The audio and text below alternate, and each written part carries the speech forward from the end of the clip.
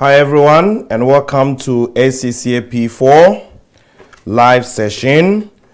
We're going to pick it from where we stopped last time. Last time we finished chapter number 5, which was capital structure decisions or theories of gearing. So today we're going to pick it from capital asset pricing model from chapter number 6.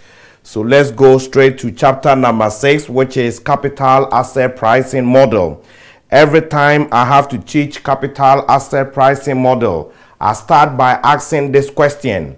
If I've given you two investment A and investment B, and investment A, there is no risk attached to it, but investment B is a risky investment, and A is giving you a return of 10% and B is also giving you a return of 10%. Where will you invest your money?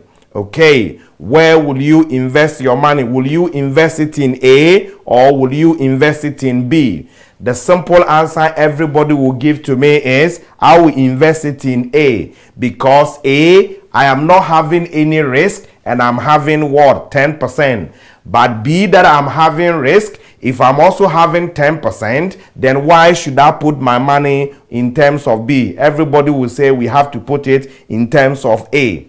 The question is, under what circumstance will you think of putting the money in B, which is risky? For instance, if I say, oh, the return on B is 18%, then some of you might think that, okay, let me go and put it in B, because even though I am going to take a risk, I am also going to get a higher return.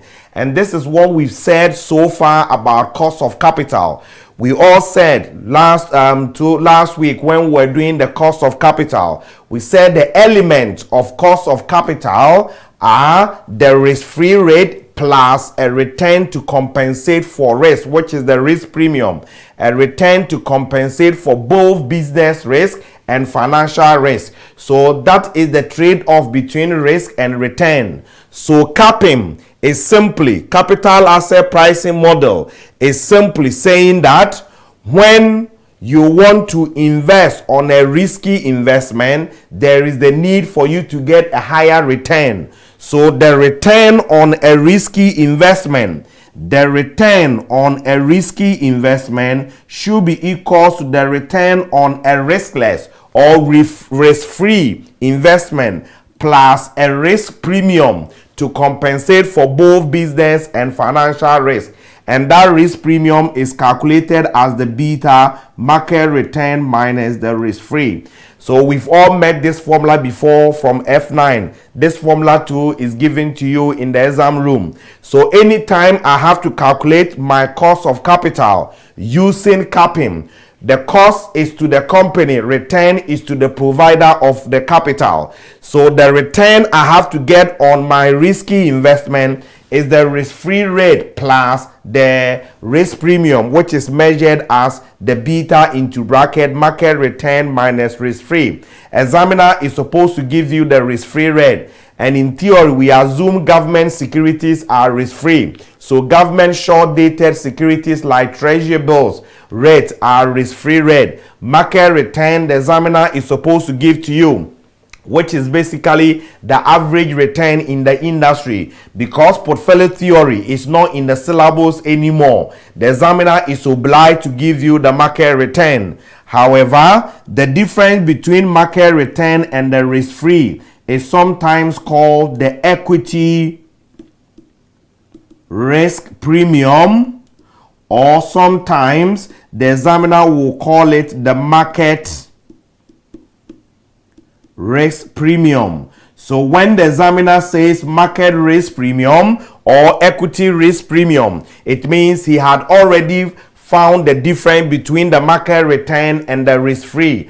Don't bother yourself to go and find the difference again, because he's done it for you. Then the next thing is the beta. What is the beta factor? Technically, beta is measuring risk. What is risk? In financial management, risk is of the fact that your actuals might not be the same as your expectation. And when we did value at risk, I told you that your actual being deviating from your expectation is measured as standard deviation. You don't need all this because portfolio theory is out. We need to, I'm developing you to get to the beta. So the risk of the project, the total risk, is measured as what is called the standard deviation. Okay, I can see that somebody is saying screen is back too.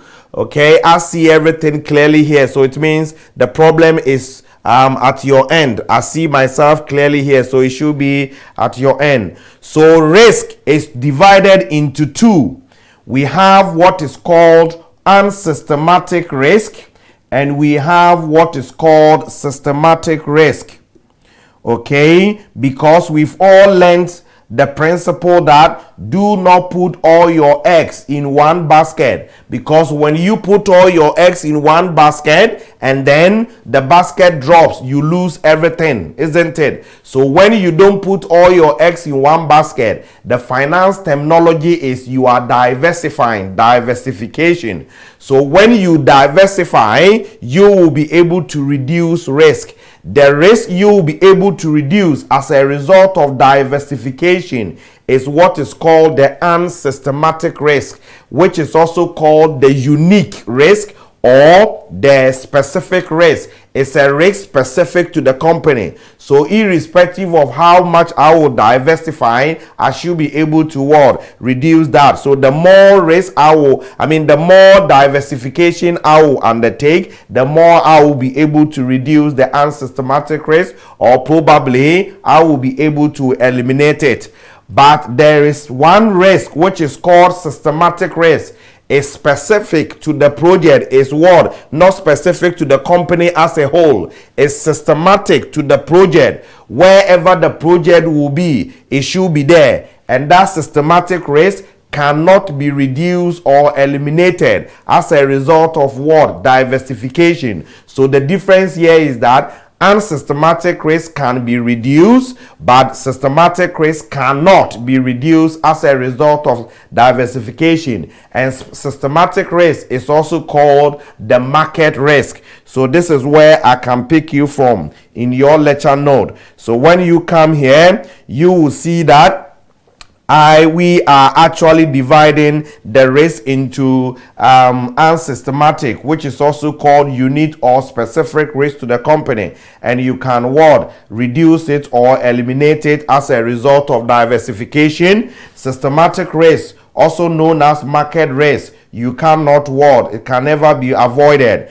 and then it's part and parcel of the investment. Therefore, you cannot what? Reduce or eliminate it. And this is the diagram for it. Nobody is going to ask you to draw the diagram anyway. But the common sense is, if I've got only one investment, I have to face systematic and the unsystematic risk, which is going to be my total risk. However, when I start to diversify, when I start to bring in more shares, it means I'm diversifying. As I am diversifying, do you see the unsystematic risk reducing? You see the unsystematic reducing. As you are diversifying, the systematic risk is still what? Constant. So as the unsystematic risk reduces through diversification, as more you diversify, as more the unsystematic risk is reduced. And therefore, from this point onwards, you see that I am left with only the systematic risk. It means at that point, all the unsystematic risk is eliminated, and therefore we say the investor has fully diversified, and we say you have a well-balanced portfolio. You have a well-balanced portfolio. And the meaning here is that you are fully diversified. So subsequently, when you keep on diversifying, it's not necessary, because you can't reduce any risk, because the only risk that is left is what is called the systematic risk. If you come here, that is the formulas I've given to you. Okay, the capping formula is waiting for you in the exam room. There is only one thing I would have to bring your mind on. If you look at the formula I quoted here, I said the return on a risky investment is the risk-free rate plus the beta market return minus the risk-free rate. Okay, I know at F9 level, your syllabus restricted you to use the CAPM to calculate cost of equity. So most students think that we use CAPM to calculate only cost of equity. That is not the case. No. Okay, we use CAPM to calculate the return on any risky investment. For which equity is risky, debt is risky. So when I want to calculate my cost of equity, I will say risk-free plus the beta equity, which is equity beta, multiplied by market return minus risk-free. If I want cost of debt, I will say risk-free plus the debt beta, measuring the risk associated with the debt, into bracket market return minus risk-free. When I need a WACC, the WACC can be calculated as risk-free plus the weighted average beta, multiplied by market return minus risk-free. So the key thing you need to remember here is the formula is the same. However, the result is dependent on the beta you are putting in. When you put it equity beta, it gives you cost of equity. If you put in debt beta, it gives you cost of debt. If you put in the weighted average beta, it should give you the WACC. Straightforward. So this is the basic thing. Having said that, so far as even P4 is concerned, in most cases we use the cost of equity or the CAPM to calculate the cost of equity. So let's go straight to our note. This is what I can bring your mind on. We've explained these letters, so it should be fine. Okay, now where I am so much concerned about, the B is the beta. The B is the beta factor. Okay, the B is the beta factor. Okay, so that B is the beta, and that beta can either be equity beta or debt beta or the weighted average beta. Okay, which beta? That beta is in relation to, as I've been saying here, that beta depends on, is it equity beta, debt beta, or the weighted average beta. So that one would depend on what beta is given and what you are putting in and what you need. So if I need my cost of equity, I would have to put in equity beta. If I need my cost of debt, I have to put in debt beta. If I need my WACC, I need to put in my weighted average beta. Brilliant. Okay, so now let's go to what I technically need.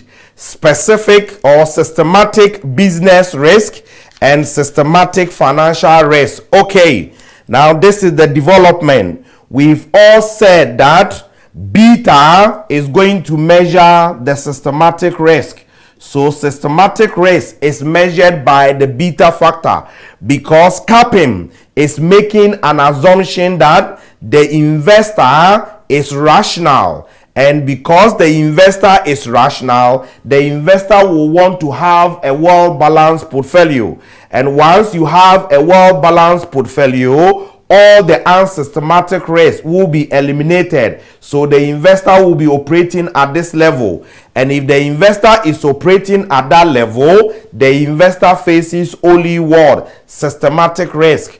And that systematic risk is what is measured by the beta factor.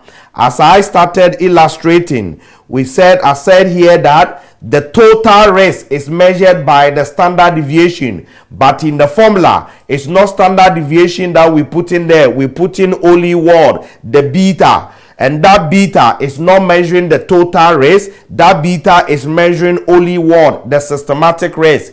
And as we did last week, we said a company will face business risk and financial risk. So when I say beta measuring business risk, it is called systematic business risk. If beta measuring financial risk, we will say systematic financial risk, isn't it? So that is that division. But is the examiner going to be using those terminologies? No, in the question. It is your responsibility to come out with them. And I'm going to lead you just as we did last week. So be with me here. Okay, just as we did. So be with me here. If a company is having a capital structure which is made up of only equity, A company can also have a capital structure which is made up of equity and then debt. Okay. We said last week, if a company is having only equity, then that company is called an ungeared company. If the company is having debt, then we say it is geared. Okay, a company that is ungeared faces only business risk. A company that is geared will face business risk and then financial risk. Okay, now let's come to beta. So when I'm talking to you in a question and I tell you that the equity beta of this company, which is ungeared, what is that beta measuring? That beta is supposed to measure risk, systematic risk. And because this company is all equity and an all equity company will face only business risk, then its beta will measure only systematic business risk. I don't normally even want to bring the systematic because once it is beta, the systematic is implied. So the equity beta of all equity company will measure only business risk. The same way, when I come here and I say the equity beta of this company, what have I told you? This company, which is a geared company, is facing business and financial risk. So if it's facing business and financial risk, then its equity beta will measure what risk? It will measure both business and then what? Financial risk. So be with me. The problem in P4 exams is examiner is not going to tell you geared beta or ungeared beta. Examiner will just say equity beta. So when the examiner says equity beta, it is your job to decide through the question as to whether the equity beta is ungeared or equity beta is geared. So when they say equity beta, the equity beta could be either geared or ungeared. And when it is geared, it means the company is having debt and equity. And as such, that beta will measure business risk and then what? Financial risk. But when the equity beta is for a company which is ungeared, it means that company is having only equity. And that equity beta will measure only what? Business risk. If you miss it, your calculations you're going to do accordingly, you are also going to miss that. So when they say equity beta, you need to pause and ask the question, are you geared or are you ungeared? And that would depend on which company are you bringing that beta from. If I'm bringing it from a company which is ungeared, then obviously that beta is ungeared and it's measuring only business risk. Same way, if I'm picking it from a company which is geared, then the beta is geared, which will measure both business and then financial risk. Because we have to introduce another term. That other term is what is called asset beta. This is what the examiner will use to confuse you. He might either use equity beta or asset beta. Are they the same? They are not. Asset beta measures only business risk. So asset beta is like an ungeared beta. Or ungeared, let me put it this way, equity beta. So watch the terminologies, because when you come here, we've said if I say equity beta and that equity beta is measuring only what? Business risk, we call it an ungeared beta.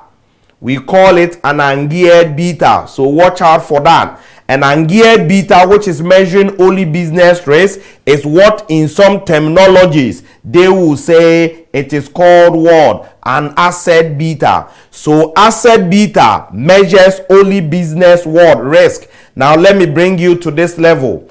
If there is a company which is having equity and debt, and I tell you its asset beta is equals to, let's say, 1.2, what have I told you? Even though this company is having debt and equity and it is geared, because the question has stated asset beta, the examiner is telling you, even though this company which is geared is having business risk and financial risk, I have given you its beta that measures its only what? Business risk, because I have mentioned asset beta. And once I have got only the beta that measures its only business risk, its whole beta is not only for business risk. It beta, because this company is geared, its overall beta should measure this business risk and then financial risk. So if he has given me only 1.2, which is measuring only the business risk, for me to be able to calculate the cost of capital of this company, I also have to bring the financial risk. So I have to change from the ungeared beta to the geared beta. And anytime you are thinking of moving between geared and ungeared, last week we saw you have to think about Miller and Modigliani. So Miller and Modigliani had given us a formula. Anytime giving me a geared beta, I want ungeared, or giving me ungeared, I want the geared. Miller and Modigliani is calling you, this time with respect to beta, and they are saying that your asset beta, which is ungeared, is equals to your equity beta geared, equity over equity plus debt, 1 minus t, plus the debt beta, into bracket debt 1 minus t divided by equity plus debt 1 minus t. This formula is waiting for you in the exam room. The most important is when and how to use it, and I will need it when I am moving in between geared and an ungeared beta. That is when I will need this. However, Miller and Modigliani assume that debt is risk-free. So if debt is risk-free, then any debt or any item which is risk-free, beta measures risk. So if it is risk-free, then the simple argument is that that debt which is risk-free will have a beta which is equals to what? 0, because beta measures the risk. So if there is no risk, then the beta should be equals to 0. If that beta is equals to 0, then if that debt beta here is equals to 0, everything here will be equals to 0, and we will say the asset beta will be equals to the equity beta geared, equity over equity plus debt 1 minus t. So when you go to the exam room and the examiner don't give you a debt beta, your assumption you are going to make in the room is that debt beta is equals to 0, and as such all this bit of the formula you just discard it and concentrate on only the first bit. But when you go to the room and the examiner gives you a debt beta to be, let's say, 0.5, then you cannot ignore this bit. You need to think of what? Expanding that formula, because they've given you a debt beta. But having said that, all the P4 questions that I see, you are going to assume that debt is risk-free. But examination is examination. So when you go there and he gives you a debt beta, you haven't got a choice. There is the need for you to expand it. So let's go to our note and we apply this one straightforward. Let's go to the note and we apply on this. So this is what I've explained. What is an asset beta? What is what? Equity beta. We all know that. Okay, and this is the formula. The formula is waiting for you. So let's use this example to illustrate. Okay, Gauss PLC is an all equity company whose beta coefficient is 0.95. Styles PLC is a levied company and in all other respects has the same risk and operating characteristics as Gauss. The capital structure of Styles PLC is as follows: nominal value, market value, equity, debt. The debentures of Styles PLC are virtually risk-free and the corporation tax rate is 40%.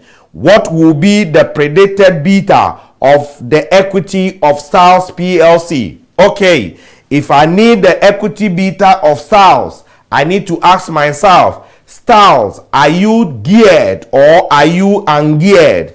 If you look at the capital structure given, as I told you, some of the questions the examiner is not going to be mentioning those words.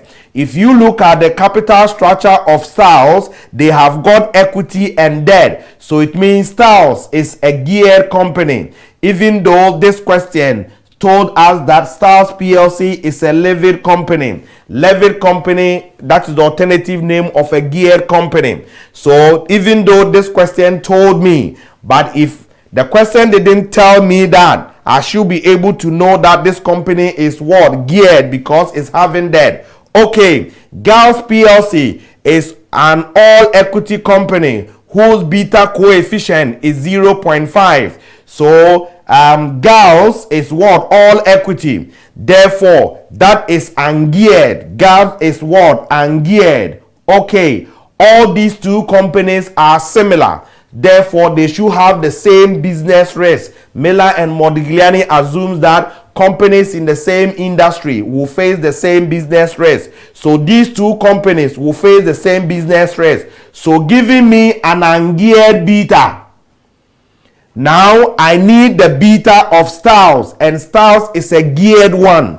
So giving me an ungeared beta, will I be able to change it from the ungeared to the geared? And as we said, anytime you want to move between geared and ungeared or ungeared and geared, Miller and Modigliani is calling you. Which Miller and Modigliani? This is with respect to beta. Therefore, I need the asset beta formula.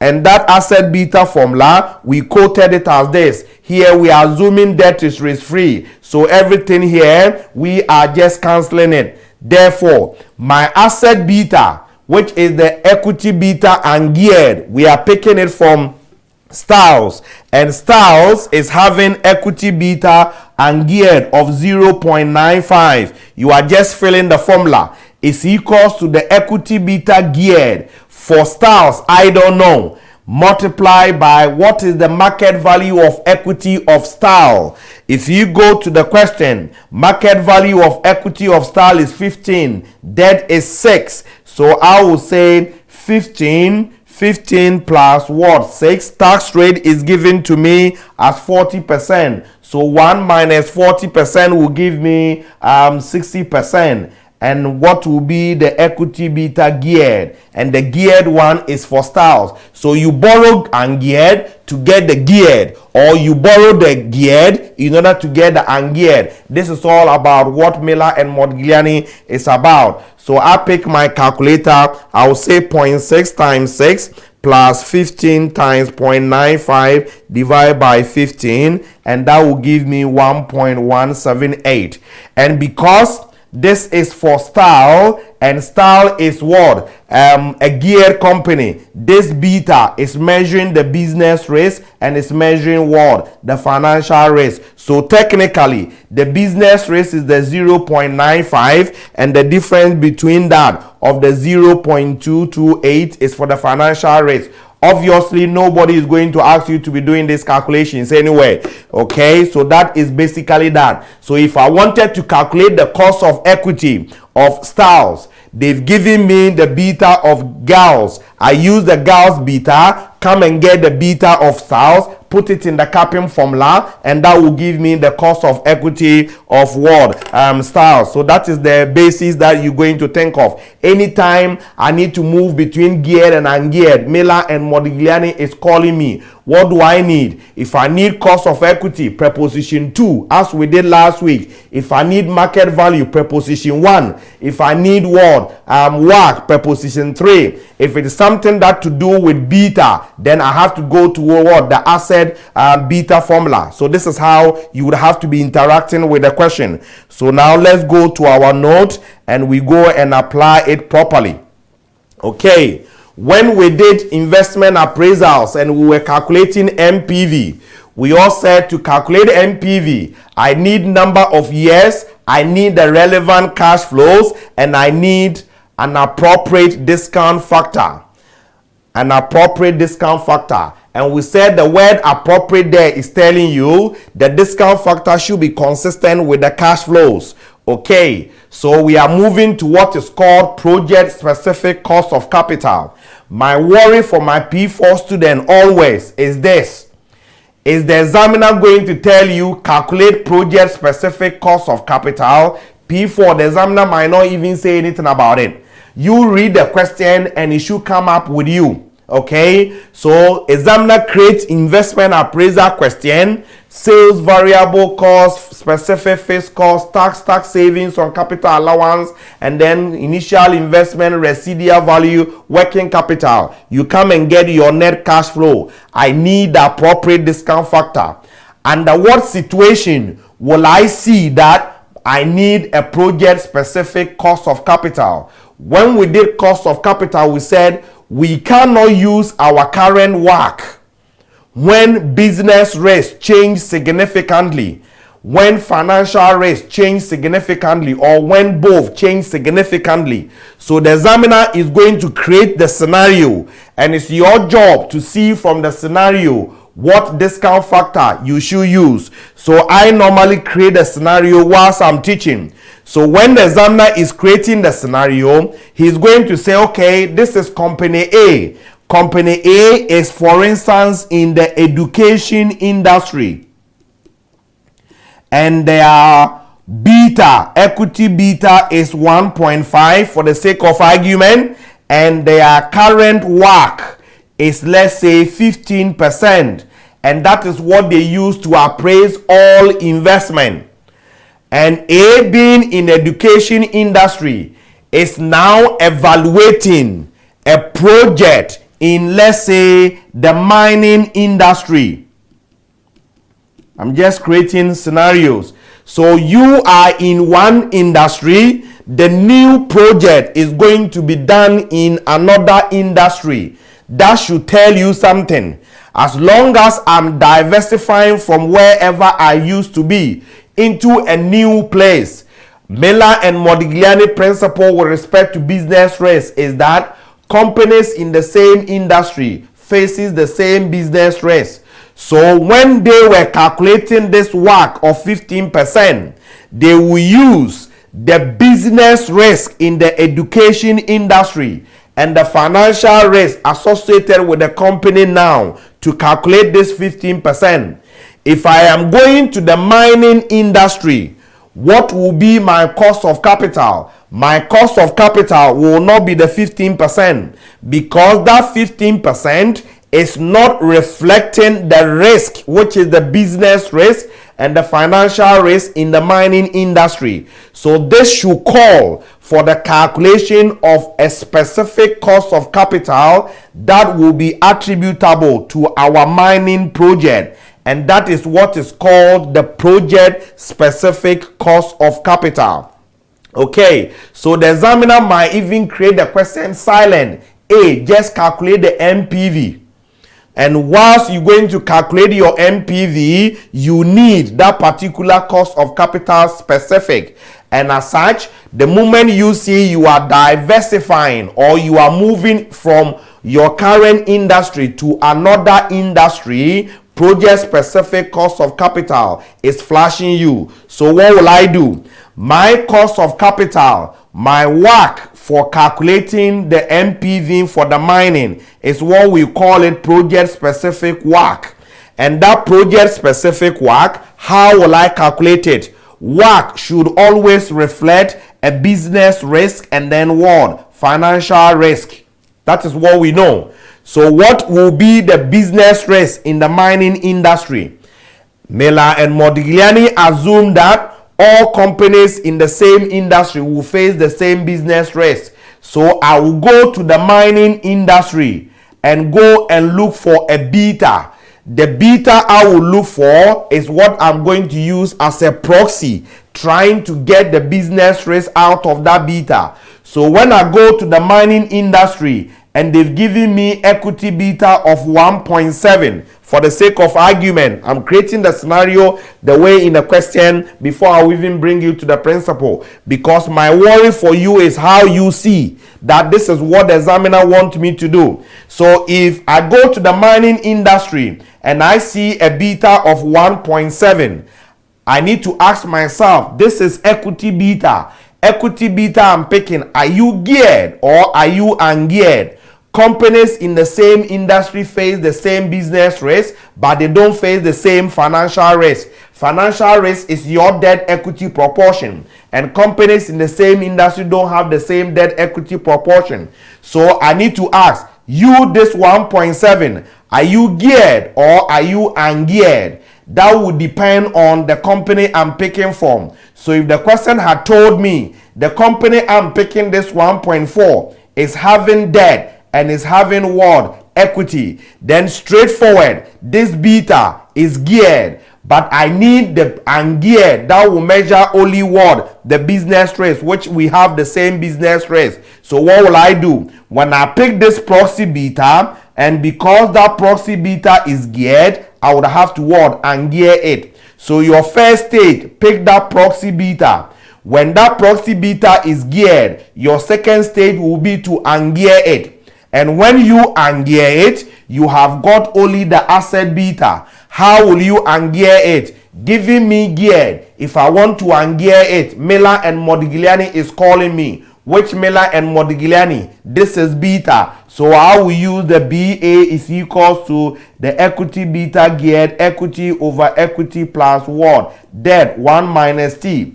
So I will use the debt equity of this company. I put it 1.7 here, put it debt equity to come and get the asset beta.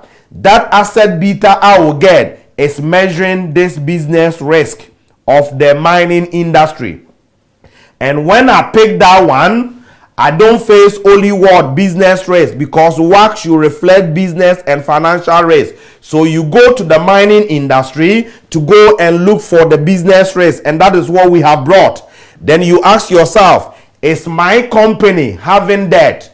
If my company is having debt, then I will also have what? A financial risk. So I have to bring this financial risk, and as such, I have to re-gear to reflect my debt equity. So your third stage will be to re-gear. And when I re-gear, I will come and get my equity beta geared in relation to my debt equity. And when I finish, I will put it in the CAPM to calculate the cost of equity. And then finally, I will calculate WACC. And this is the project specific WACC I have to use to discount the cash flows associated with the mining project. So some of the questions you see the examiner tempting you, telling you that, oh, we are in the education industry, our current WACC is 15%, and that is what we use to discount or appraise all projects. Then student will just straightforward go and pick the 15% and they are discounting. You are somewhere altogether.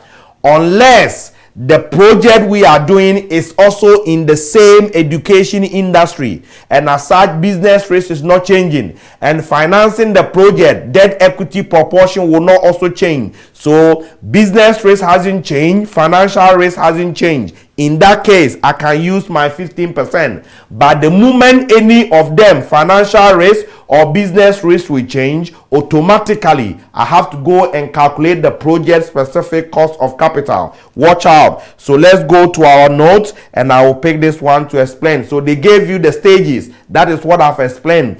Pick the first, identify a proxy beta from the industry in which the project is supposed to be undertaken. Ideally, get the industry average. But when they just give you one company in that industry, pick it like that. If you pick the proxy beta and that proxy beta is geared, you have to what? Ungear that proxy beta to determine what? The asset beta that measures only the business risk using the above formula that we stated. Then you ask yourself, is your company having debt? If my company is having debt, I will also face financial risk. So re-gear it to reflect your debt equity. And then that will give you the cost of equity geared. Put it in CAPM and put it in WACC. So I create a joke out of this. And the joke is that calculating project specific cost of capital, it follows normally 5 stages: proxy, ungear, re-gear, CAPM, and WACC it. Proxy, ungear, re-gear, CAPM, and WACC it. So that is the case. So we're going to use this question to illustrate. So let me pick this question straightforward. Hot Alert PLC. Hot Alert PLC produces domestic electric heaters. The company is considering diversifying. These are the things or the words you have to be noting them. The company is considering diversifying into the production of freezers. So when we are diversifying from electric heaters to production of freezers, business risk is changing. So project specific cost of capital, that is the time it is flashing me in the exam room. Data on 4 listed companies in the freezer industry and for Hot Alert are shown below. Freeze Up, Glow Cold, Shiver All, Top Piece, Hot Alert. Fixed asset, working capital financed by bank loans, ordinary shares, reserves, turnover, earnings per share in pence, dividend per share in pence, price earnings ratio, beta equity.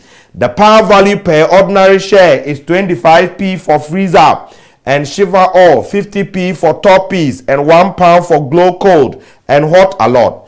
Corporate debt may be assumed to be almost risk-free and is available to Hot Alert at 0.5 above the Treasury bill rate, which is currently 9% per year. Corporate taxes are payable at a rate of 35%.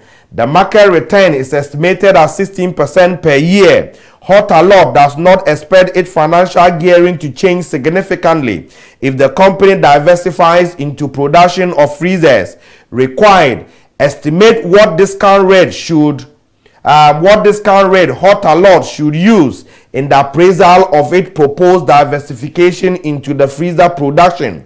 Corporate debt is often assumed to be risk-free. Explain whether this is a realistic assumption and calculate how important this assumption is likely to be to Hot Alert estimate of the discount rate in Part B. It should be Part A above. For this purpose, assume that Hot Alert and other 4 freezer companies all have a debt beta of 0.3.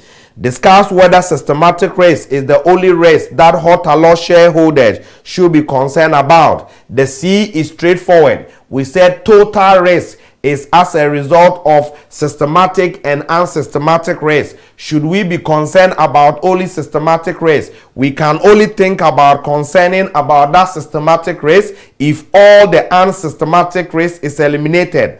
At what point should all the unsystematic risk be eliminated? That will be achieved when we have a well-balanced portfolio and we are fully diversified. In reality, how many different investments should I combine in order to have a fully diversified portfolio? I don't know the answer. If I know the answer, I won't be standing here because everybody will be looking for me. Okay, so that is the argument. Capping made that assumption that the investor is rational, so the investor will have a well-balanced portfolio. In reality, should I have 10 different investments, 5 different investments, 20 different investments, 1 million different investments for me to claim that I am fully diversified? It's something that cannot be determined in reality. So that was an assumption, and it's one of the criticisms of capping. So you cannot think of being concerned only about systematic risk. Even though you have diversified, you also have to be a bit concerned about the unsystematic risk,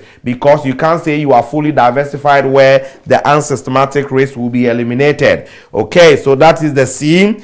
I'm doing it like I'm sitting in the exam room. The C is straightforward. I will write that one, claim the marks, and come to the A and B where the number crunching are. And that might likely to take more time than the C. I pick the C, I've got the marks, I bounce on that, and I'll be doing the A. Okay, so let's go to the A.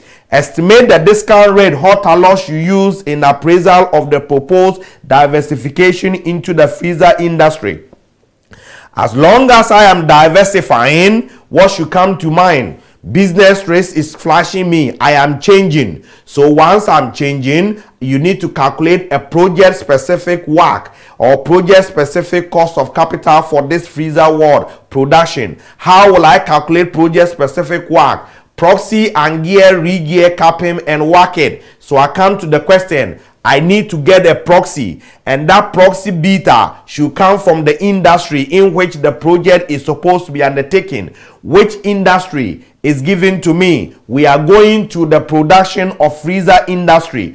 Question said, data on 4 listed companies in the freezer industry and hot alert are shown below. Hot alert, currently, we are in the electric heater industry, and these 4 are in the freezer industry. Ideally, I have to pick the industry average beta. So these companies in the freezer industry, what are your betas? I come here. What is the question saying? Beta equity, which is the same as equity beta. So I go straight to my calculations. I will say 1. I need a proxy beta.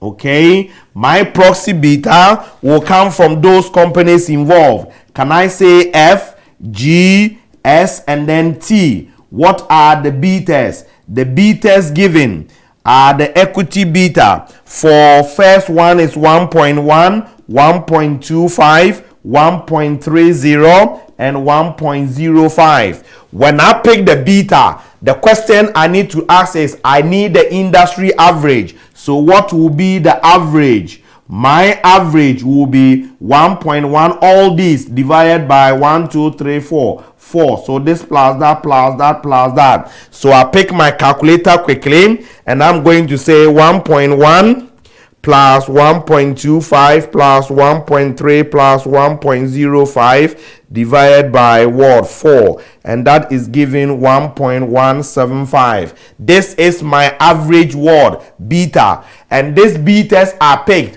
Are you geared or are you ungeared?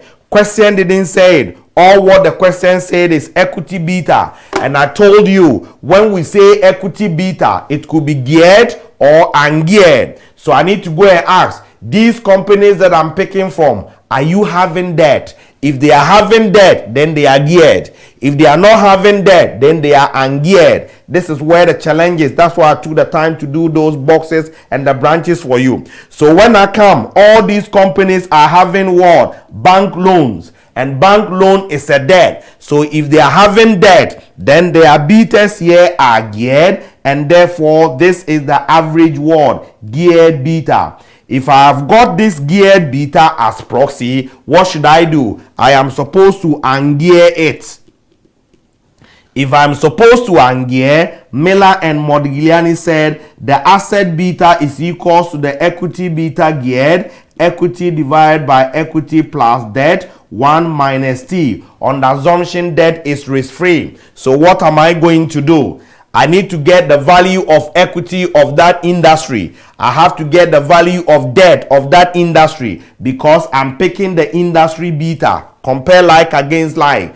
Therefore, I will need my industry debt. What will be the industry debt? The industry debt will be the sum of all the debt of the companies in that industry. And these companies' debt are 5, 3, 12, 6, 18, and then what? 4,000. So I pick them quickly. I will say this is 5,300 plus 12,600 plus 18,200 plus 4,000. And how much will I get? 5,300 plus 1,600 plus 18,200 plus 4,000, and that is giving me 4,100. I will also need the equity of the industry, and equity market value is ordinary share number multiplied by market price. So how will I get the equity? I also have to go and calculate the value of the equity for F, G, L, and then what? T. What will be their equity? Equity should be the number of shares multiplied by the market price. So what is the number of what? Shares for each of the companies. Let's go to the question. Question said the ordinary share capital are these for each of the companies. But look at the asterisk. They said the nominal value or the par value per ordinary share is 25p for Freeze Up and Shiver All. So to get the number of shares, I have to get the share capital and divide by what? The 25p, isn't it? So my number of shares, I'm going to pick the share capital and divide by these what? Nominal values. So first one, I will say with Freeze Up is going to be 4,000. I pick my calculator. 4,000 divided by 0.25. and this is 16,000. I do the same thing for Glow Cold. Glow Cold, the nominal value is 1. If you read further, I said £1 for Glow Cold and Hot Alert. So if Glow Cold total share capital is 9,000, 9,000 divided by 1 is 9,000. Shiva All up there, they said is 25p. So 3,500 divided by 0.25 is giving me 14,000. And the last one is top piece. They said 50p for top piece. So top piece is 5,300 divided by 0.5, and that is giving 10,600. I've got the number of shares. I need market price. I go to the question, what is the market price of the company share? The question didn't give me the market price of the company share, isn't it? So what is the argument here? The argument here is that I need to find it, but they've given me PE ratio, and we all know from F9 that giving me PE ratio, market price is equals to PE ratio multiplied by earnings per share. So giving me earnings per share, giving me PE ratio, I should be able to get the market price. So I'm calculating it as the PE ratio multiplied by earnings per share. Are they given in the question? For each of these 4 companies, they've given us their earnings per share in pence. They've given us their PE ratio. So when I pick the earnings per share and I multiply by the PE ratio, it should give me the market price. So that is what I'm going to do. In the exam room, I'm not going to calculate them one. You haven't got the time. Move on. That is not the main question. Move on. So we're going to say, if I pick freeze up, its PE ratio is 12, multiplied by its earnings per share is 25p. So multiply by 0.25, and that will give me 3. I move on. The other one's PE ratio is 10 times earnings per share is 0.533, and that is giving 5.33. And the next one is 9 times 0.318. Okay. And that is 3.429. And then the next one is 0.323 times is it 14, and this is 4.522. Multiply to come and get the market value of equity.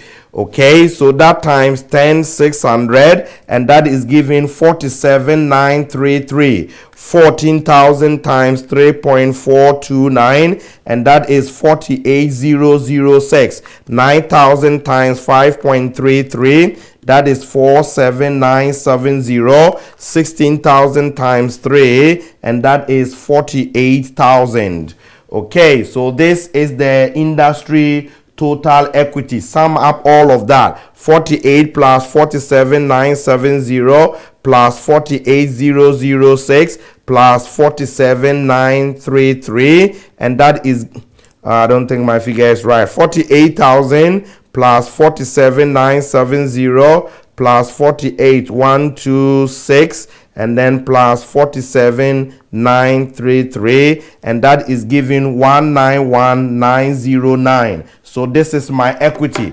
Don't forget about your focal point.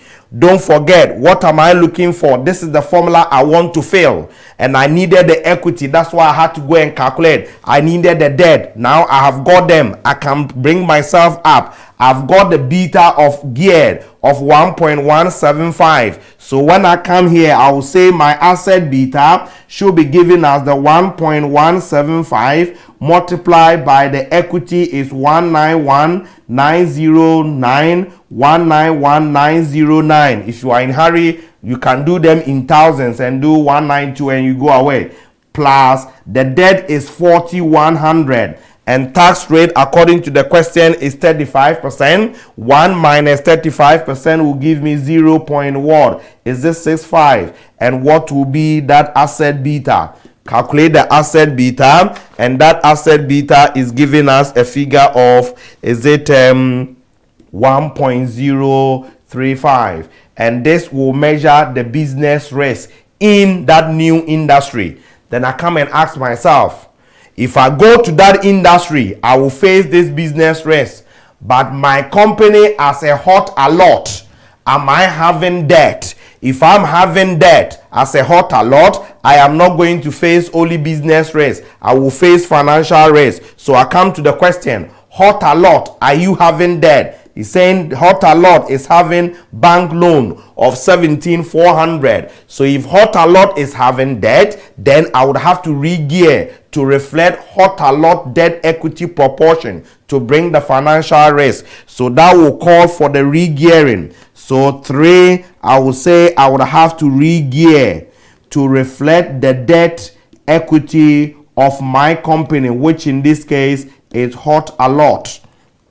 Okay, so what will I do? I will need the same formula, which is asset beta is equals to this, equity over equity plus debt, 1 minus the T. Therefore, now I have got this asset beta, which is 1.035 is equals to, I'm looking for the geared. What debt equity do I need? I need the equity and debt of hot alert. Look at it well. Hot alert. Therefore, hot alert, what is your debt? Hot alert debt is given to me. When you go to the question, the bank loan of hot alert is given as, is this 17,400? I will also need the equity of hot alert. And the equity is number of shares multiplied by the market price, isn't it? Number of shares multiplied by market price. Hot alert ordinary shares is 4,000 and its nominal value per share. When you come here, they said it's £1 for Glow Cold and hot alert. So its number of shares should be 4,000 divided by 1. Okay, so I will say hot alert, your equity is number of shares is 4,000 divided by 1 multiplied by your market price. Market price wasn't given. They gave PE ratio and earnings per share. So when I come here, hot alert, your PE ratio is 8. Your earnings per share is 106 pence. So which is 1.06. Can I multiply each trade as 8 multiplied by 1.06? And this one will give me the equity. So 8 times 1.06 times 4,000 is giving me 33,920. I've got hot alert equity and debt. So here is 33,920, 33,920 plus its debt of 17,400, net of tax is 65. And then what will be the equity beta geared? I take 17,400 times 0.65 equals plus 33,920 equals times 1.035 divided by 33,920, and the answer is 1.38. So this is the beta measuring the business risk of the freezer business we want to do and the hot alert financial risk. So this measures our whole business and financial risk. Put it in the CAPM to get your cost of equity. So 4, I will say my cost of equity will be the risk-free plus the beta equity, market return minus what? Risk-free. What is the risk-free? Red. I go to the question. Question said it here that the corporate debt may be assumed to be risk-free at this paragraph and is available to hot alert at 0.5% above the treasury bill rate, which is currently 9% per year. And we said risk-free rate are assumed to be the government treasury bill or government security rate, and the treasury bill rate is now 9% per year. So my risk-free rate is going to be seen as 9% plus the beta we calculated is 1.38, market return minus the risk-free. So I go to the question, where is the market return? Question says the market return is estimated to be 16%. So I will say 16% minus the 9%. And what will be the cost of equity? So 1.38 times bracket 16 minus 9, close the bracket, plus 9 is giving me 18.66% as my cost of equity. What do I need next? I need to calculate my project specific WACC. And WACC is the cost of equity, equity over equity plus debt, plus cost of debt, 1 minus T, debt divided by equity plus debt. It's a formula business. Now let's do the substitution. My cost of equity is what I've got as 18.66. What is the equity of Waterlord? We calculated it. We got 33,920. So 33,920 plus what is the cost of debt? We go to the question to go and ask for it. The question told us their corporate debt is going to have a rate or cost of 0.5% above the treasury bill rate, which is 9%. So my cost of debt should be equal to 9 plus what? 0.5. It's above the 9% by 0.5. So I'll say this is 9.5%. Don't forget about tax. Tax rate is 35%. So this is 0.65. And the value of Waterlord debt, we said is 17,400, and this is 17,400, and then the total capital is 17,400 plus 17,400 plus 33,920, and this is 51,320, 51,320. And what is the WACC? So 18.66 times 33,920 equals plus bracket 9.5 times 0.65 times 17,400, and then all divided by 51,320, and that is giving you a WACC of 14.43%.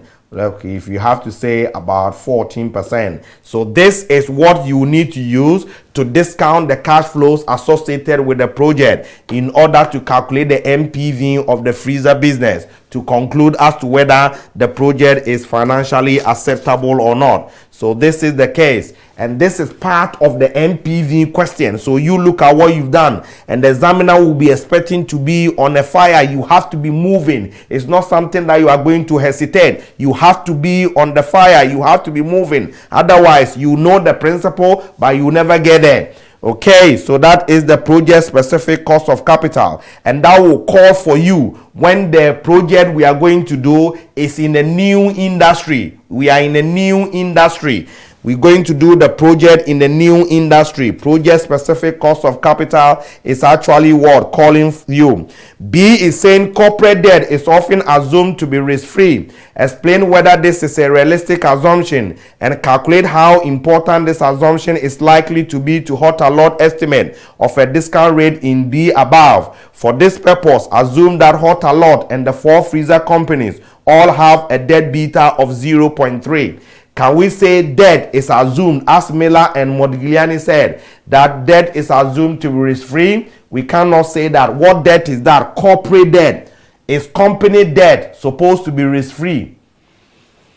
When we say a debt is risk-free, it means there is no even likelihood that you wouldn't get your money back. Don't forget, a company is a limited liability. And once a company is a limited liability, there are liabilities is restricted to the value of the company. Should the company liquidate now, we have to sell the asset to pay off the liabilities. So assuming the corporate debt is 100 million and we sell the company's asset, and then the company's asset brought in proceed of, let's say, 20 million, what should happen? The debt holders will go home less of 80,000. A company is a limited liability. That's the end of it. So you can't say corporate debt is risk-free. It's an assumption Miller and Modigliani made. Corporate debt, there is the risk of default in terms of interest and in terms of what? Principal.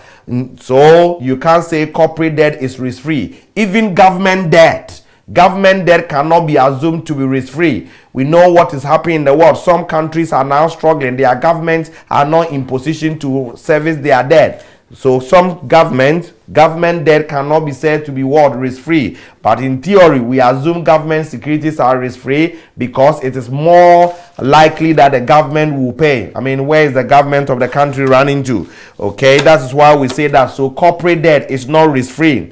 And the question is telling us that if the corporate debt is not risk-free, as you are saying, and the beta that will measure the risk of the debt is equals to 0.3, then what would have been the project specific cost of capital? If you remember, the full formula for the asset beta is this. If you remember here, the full formula for the asset beta is this. But we have been assuming debt beta is risk-free, and as such debt beta is equals to 0. So all the analysis that we did, we forgot about this bit of the formula. Now that they have given us a debt beta of 0.3, we can't forget about it. We have to do the whole thing. So we're going to go through the same process, but now we're not doing only this bit. We are also doing to include the other side of the formula. So I'm going to pick it from your note because we know how to do that already. So when we come to the B, we're going to say that when we got the geared beta average, it was equals to 1.175. Because it was geared, we have to ungear. So we said we need to calculate the asset beta. Now we have to bring the whole formula. So this is what we did initially. Okay, the 1.175 times the equity value, debt value multiplied by the net of tax, plus, because debt beta is not equals to 0, we have to continue. Bring the debt beta, multiply by debt beta net of tax, equity multiplied by debt net of tax, and that will give you your ungeared. When you get the ungeared and you are also going to re-gear, it's the same thing. Put it in that formula. The re-geared, this figure is 1.07. This is the gear that you are looking for. Now what a lot equity is this? We only did this bit, isn't it? But now debt beta is not 0. So we have to open the whole bracket and you solve it mathematically. You will get the equity beta geared of that. And then you put it in the capping and then you put it in the WACC. So what what this note is trying to explain here for you is that when you go there and they give you the debt beta, you cannot discard this bit. You would have to what? Obviously include it. Okay, so that is basically that. So now let's move on to the next. Okay, there's third bit of WACC. So when the examiner asks you to calculate WACC, you have to be very careful. What WACC? Is it my normal WACC as we did last week? Or is it a project specific WACC? If it is my normal WACC, how would the question be? I am in the education industry and I'm going to do a project again in the education industry. The cost of capital I need is my current WACC, which is the normal way. So this is what we will do. But I am in the education industry. I'm diversifying to go and do a project in the mining like freezer industry. My business risk is changing. I would have to what? Calculate the specific WACC for this particular project. Okay, the third WACC the examiner might ask you to calculate is what we are referring to as the WACC of combined activities. Okay, and what will be the combined activities? This is the case. Let me also explain the scenario in case the examiner does it. I am in the education industry. I am also doing something in the mining industry. Okay, if I want to appraise investment in education alone, I will need project specific WACC. If I need to do project in the mining industry alone, I will need project specific WACC reflecting business and financial risk for each of them respectively. That is it. However, if I am doing education and I'm doing mining as a company, what will be my company's overall? Let's say my company is called Company A. And my company A is doing education activity and doing mining activity. I don't need WACC specific for education. I don't need WACC specific for mining, but I need WACC for the whole company A. And this whole company A WACC will be the WACC of combined activity because company A is doing more than one activity in more than one industry. And every WACC should comprise of the business and then financial risk. So if I want to calculate the WACC of A as a whole, what am I supposed to do? This is the argument. So when they ask you to calculate WACC, don't run into it that you're going to calculate anything. It doesn't work like that. You ask yourself, what WACC? Is it project specific WACC? Is it my current WACC? Is it my WACC of combined activities? This is how you need to lead yourself. The WACC of combined activity will come when I have to calculate the WACC of a company that is doing more than one activity in different industries. Okay, and the WACC should reflect business and financial risk, whatever WACC it is. Okay, so to calculate the WACC of B, company A, what will happen? Because company A is in the education industry, company A will face a business risk here. So I need to get the asset beta of in the education industry.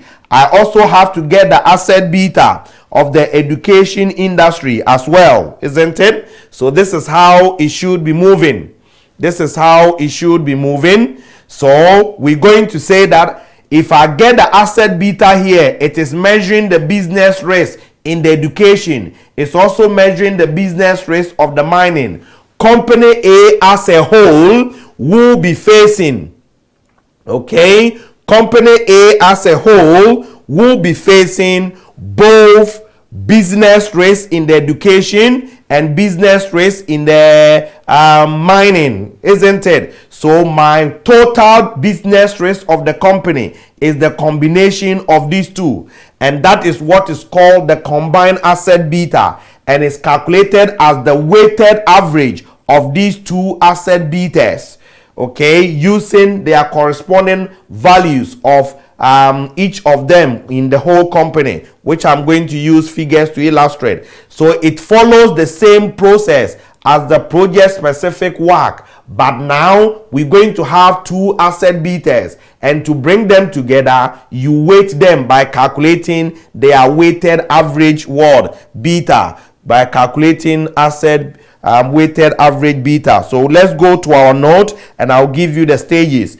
So first one is identify proxy beta for each activity, ideally from each respective industry, and gear each beta to determine the asset beta of each activity, measuring their business risk. Get the market value of each of the activities and weight them to calculate the weighted average, which is called the combined asset beta. And if you get the combined asset beta, you're going to ask yourself, is my company having debt? If the overall company is having debt, then I am going to say I have to re-gear to bring my financial risk, put it in the capping, and then you WACC it and you get the WACC of the whole company. Let's take this example to illustrate. Bigande PLC. Okay, Bigande PLC. Bigande PLC provides training and financial services. The training service accounts for 2/3 of the value of the company. I need to change something here. Put a full stop here. There's a typing error here. The training service accounts for 2/3 of the value of the company. Then I will say the company has a debt to total market value ratio of 30%. Okay, the average beta and debt to total market value for the financial service sector are 0.9 and 25%. The average beta and debt to total market value for the training service sector are 1.5 and 12%. Other information: the equity risk premium is 3.5%. and the rate of return on short-dated government stock is 4.5%. Bigande PLC can borrow at 2.5% above the risk-free rate. Tax on corporate profit is 40%. Assume that debt is risk-free. Estimate the cost of equity capital and the weighted average cost of capital for Bigande PLC. What WACC, what cost of equity am I supposed to think of? Okay, when I read this question, I see this is a company providing training and at the same time financial services. So if I need the work of the whole company and they are doing two activities, examiner is calling me work of combined activity. And what will I do?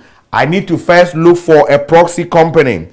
Proxy beta. So I go straight here and I will say my proxy beta. I need to get proxy beta from each of the industries in which the activities are being undertaken. I have the training, I have the financial services.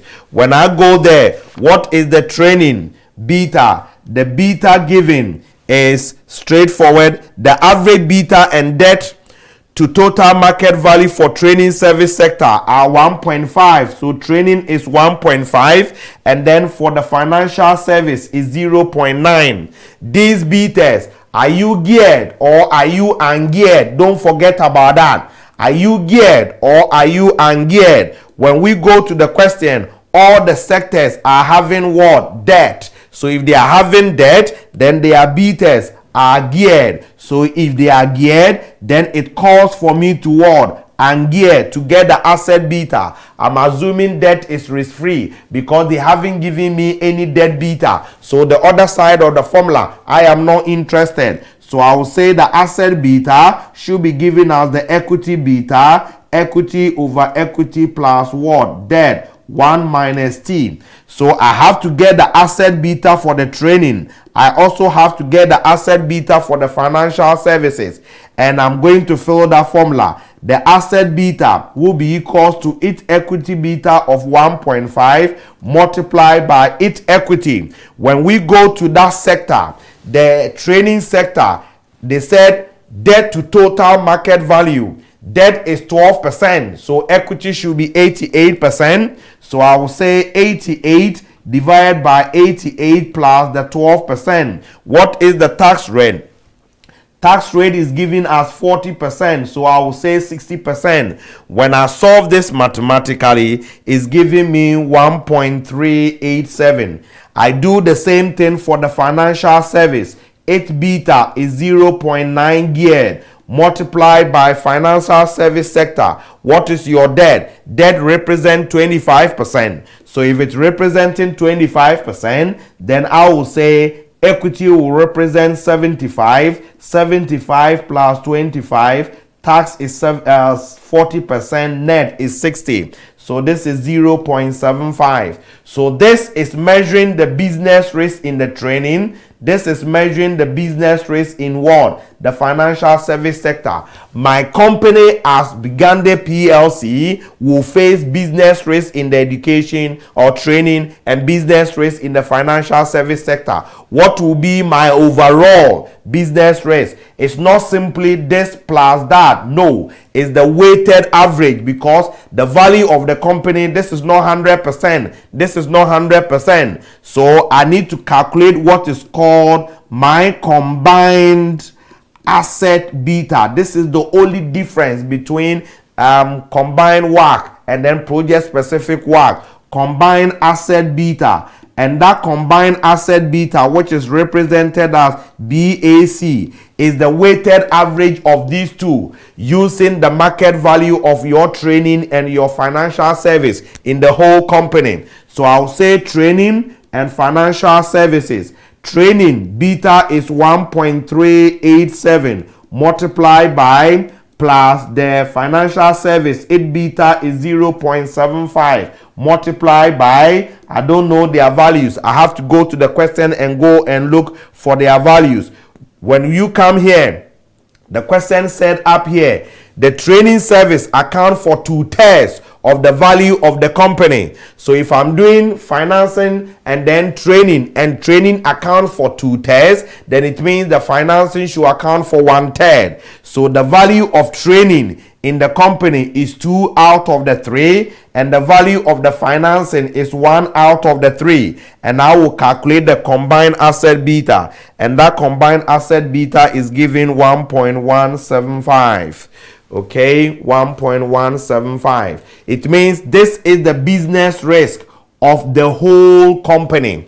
This is the business risk of the whole company. So if my company is facing this business risk, my next question is, have I got debt?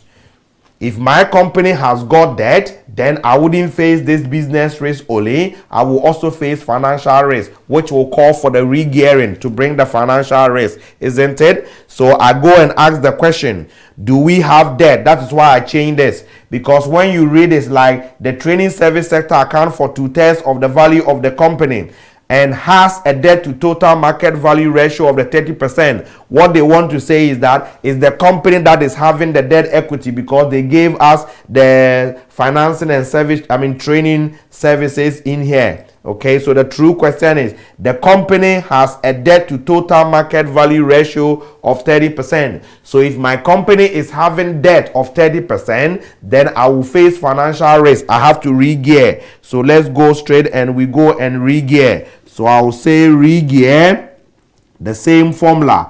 The asset beta is equals to the equity beta geared, equity plus debt, 1 minus T. So I have got the asset beta to be 1.175 is equals to the equity beta geared. What is the equity of my company? If my whole company debt is 30%, my equity should represent what? 70%. Tax rate is 40%. Net of it should be equals to the 60%. I pick my calculator. 30 times 0.6 plus 70 times 1.175 divided by 70, and I will get 1.48. So when I get this 1.48 as the re-geared, I put it in the capping. What is my cost of equity to my company? Risk-free plus the equity beta, market return minus the risk-free. I go to the question, where is the risk-free rate? I've gone to my principal. Now I come to the question for answers. So where is the risk-free rate? Question says the equity risk premium is 3.5 and the rate of return on short-dated government stock, we assume government securities to be risk-free, is 4.5. So my risk-free is 4.5. Equity risk premium is 3.5. So I will say risk-free here is 4.5% plus my beta of 1.48. Equity risk premium, don't forget, is the difference between these two, which the examiner has done it for me at 3.5. What then should be my cost of equity? 1.48 times 3.5 plus 4.5, and that will give me cost of equity of 9.68. Therefore, if it's 9.68, what will be my company's overall WACC? And this WACC is the WACC of combined activity. Okay, and we said WACC is cost of equity, equity over equity plus debt, plus cost of debt, 1 minus T, debt divided by equity plus debt.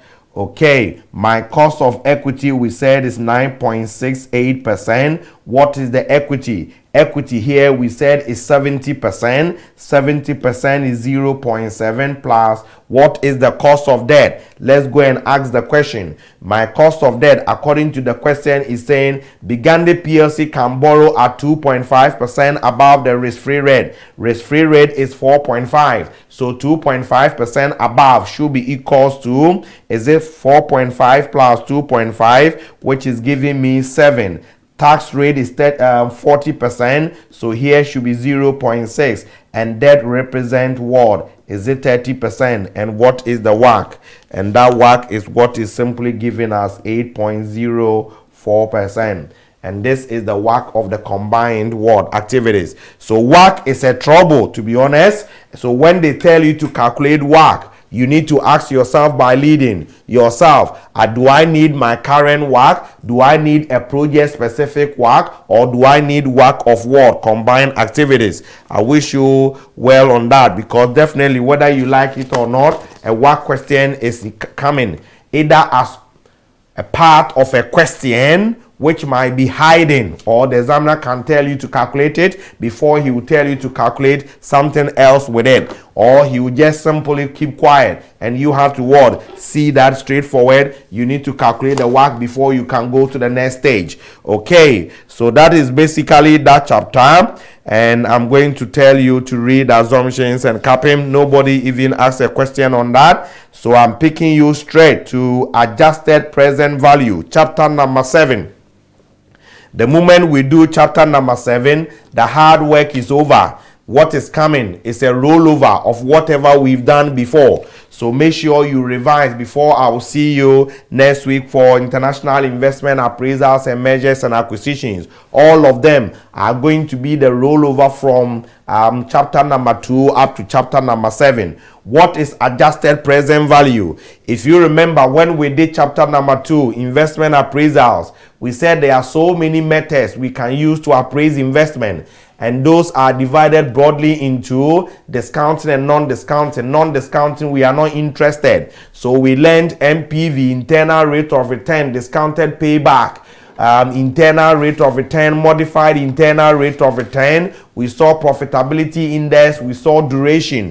The only bit that we didn't see is adjusted present value. So adjusted present value is another form of appraising investment. It's another technique that we can use to appraise investment, and this is what APV is saying. Okay, if you remember what we have just done, when we are calculating MPV, what are we going to say? We are going to say that I have got my net cash flow. I have to discount using the WACC. And then when I sum them together, it gives me MPV. And we all have agreed that according to MPV approach, this WACC should be the appropriate WACC. For instance, it should be the project specific WACC that will measure the business risk and the financial risk associated with the project, which is saying that, okay, the cash flows are discounted using appropriate cost of capital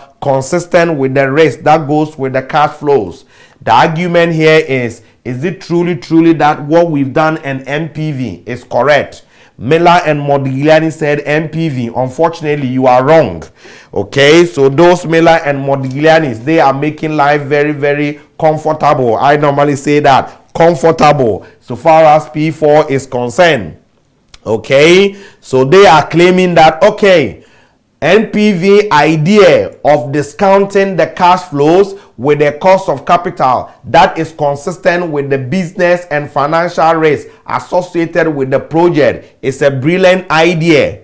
However, the application of that idea is not truly consistent because business risk is coming as a result of your operations in the industry. Financial risk is as a result of the way you financed the project, which is debt equity.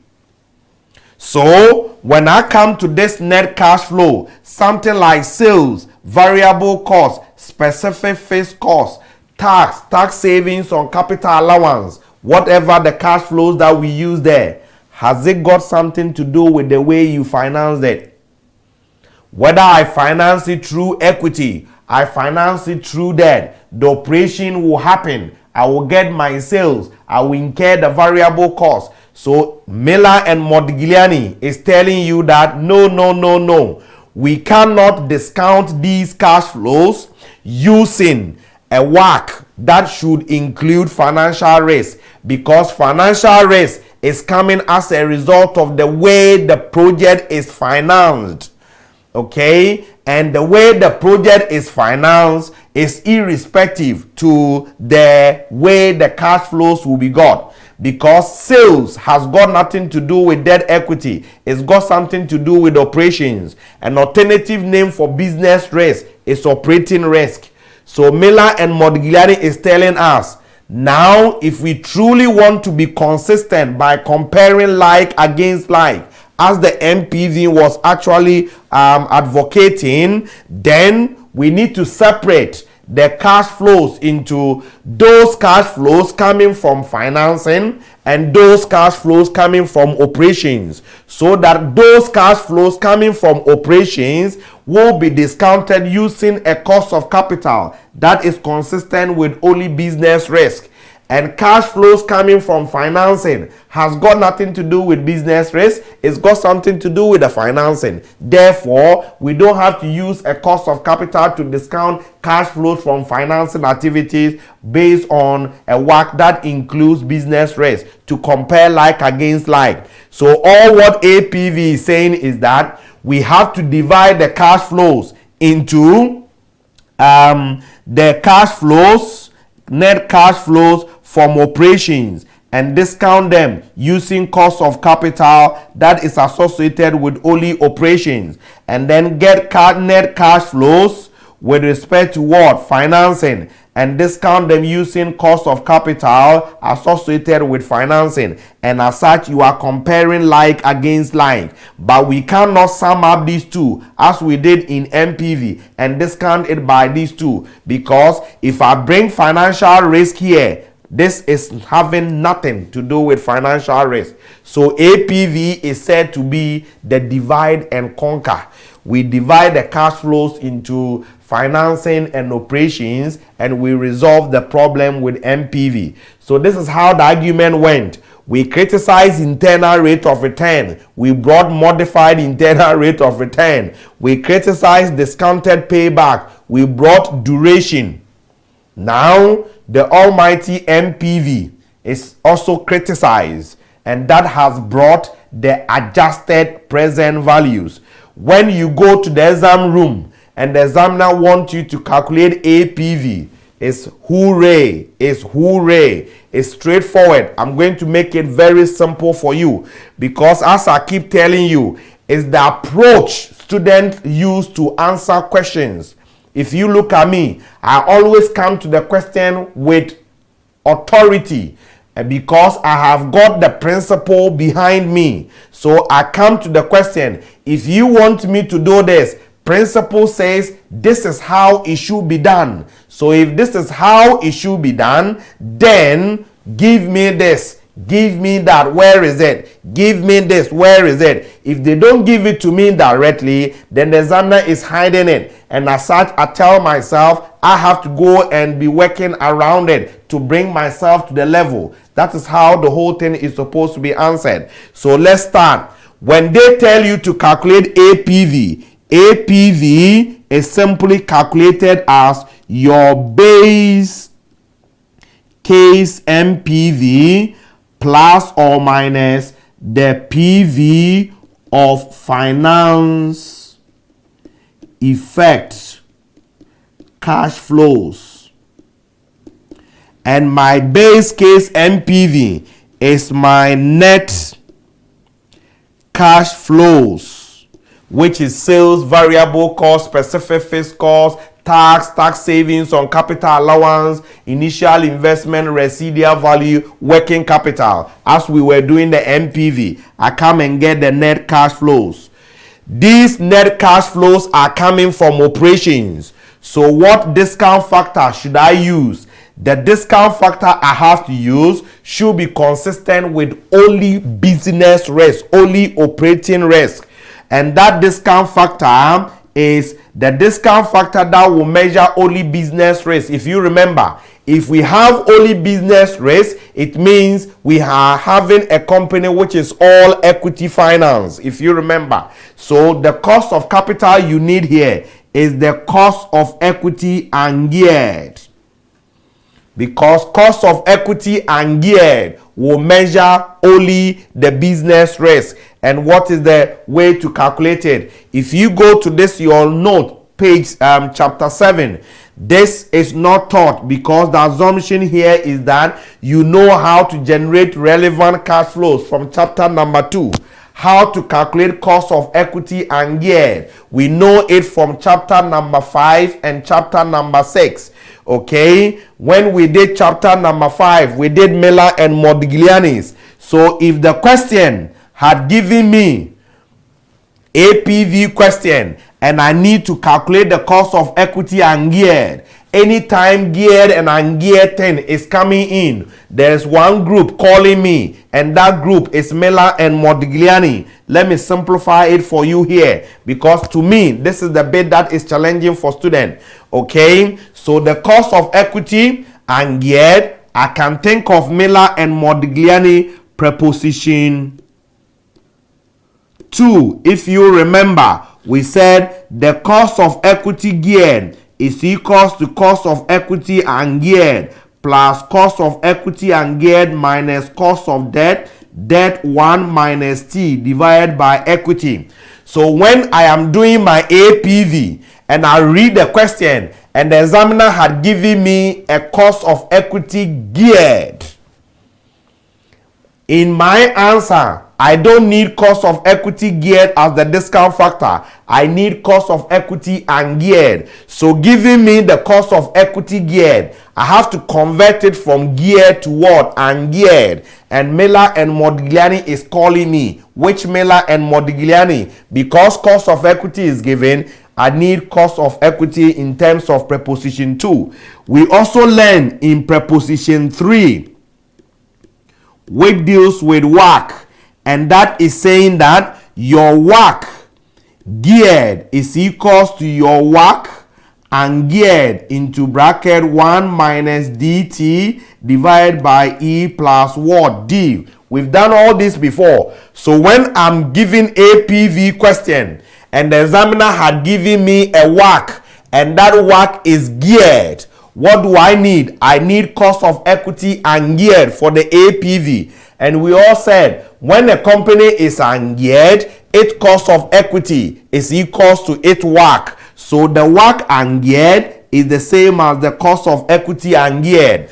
Therefore, if you give me the WACC geared, I can use this formula, make the deduction to come and get the cost of equity ungeared, and I put it here, and when I put it here, I discount it to come and get my base case what? NPV. So this is the flow I will expect you to be leading yourself through in the APV calculation. I need my base case NPV. I will go straight and say, where is the relevant net cash flows? I get my relevant net cash flows. Where is the cost of equity ungeared? If the cost of equity ungeared is not given to me, but cost of equity geared is given to me, I call preposition 2, put it in the formula, convert it to ungeared, go and discount it. I've got the base case NPV. Before I will come and sort the financing out. If WACC geared is given, I call preposition 3, convert the WACC geared to ungeared, which is the same as the cost of equity. I come and use it to discount it. Then the examiner can use a third way in calculating the cost of equity ungeared, and that third way is he will give you a beta. He will give you a beta. So given a beta, how will I calculate the cost of equity ungeared? If you remember, we said capping. The answer of the capping depends on the beta you are putting in. If I'm looking for equity geared cost of equity or geared cost of equity, I put in what? Geared beta. When I put in ungeared beta in the capping, it gives me ungeared cost. The beta is the input. So if I read the question and the examiner had given me a beta, I use that beta as the proxy. So pick the proxy beta. And when you finish, that proxy beta asks, are you geared or are you ungeared? If that proxy beta is geared, then it's my job to what? Ungear it.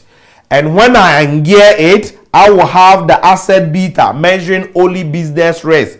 And my next level is, be with me here because I tend to get a lot of questions here.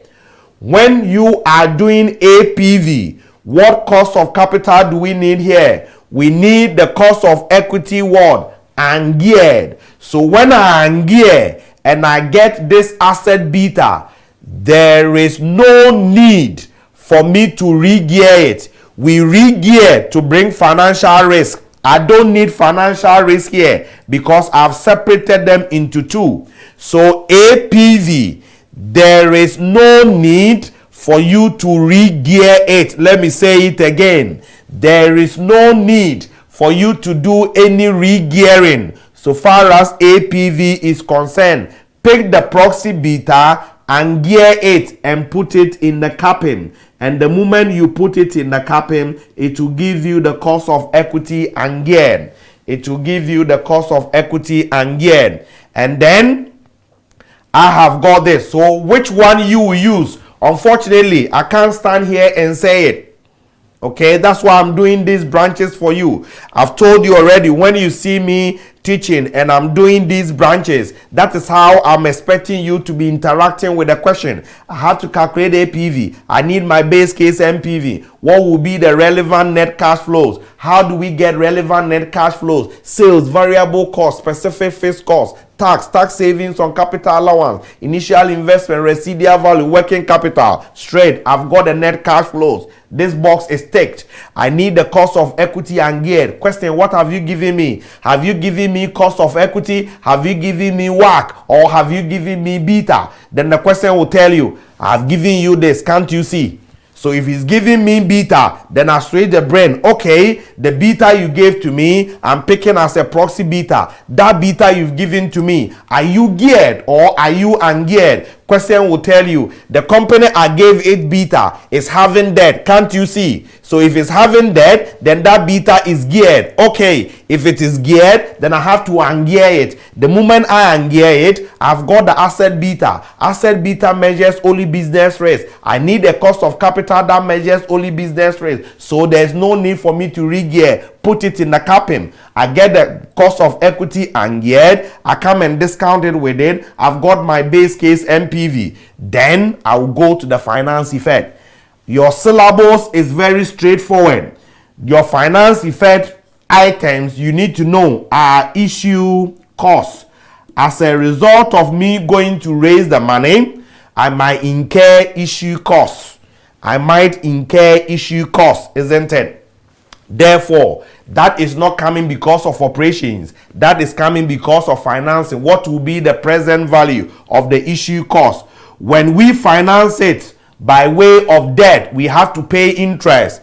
And tax savings on interest is going to be there for us. So what will be the PV of tax saved on interest? These are the things you're going to ask the question, and you see the question giving them to you. The last one is you have to think about what is called subsidy. And subsidy, some people call it cheap loans.